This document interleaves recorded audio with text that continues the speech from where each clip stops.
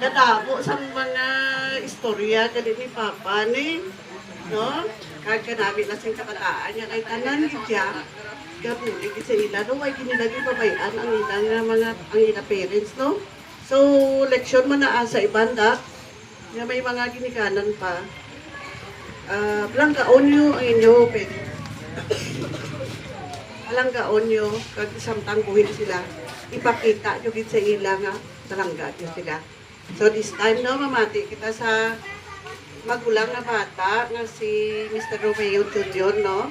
Amo gini ang always nga gina-mention kay ti amo gini gro ang more nga naga-support gid sa iya. Pamatian nato. Kag by the way siya nagli ang tagiyas ang plano kading kuha sa St. Peter.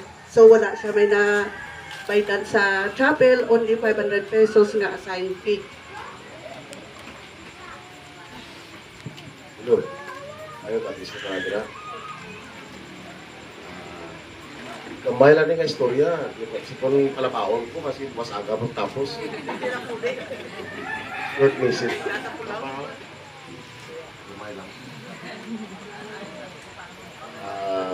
Una-una, nagpasalamat ko sa mga gurulit diri sa balay.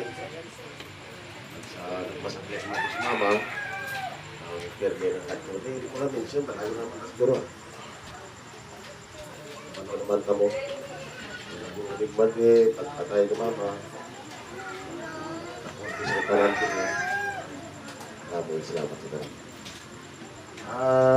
Gamay na nga mensahe na pa kay kung palapakon ko na ipuwas agam tapos ni mo.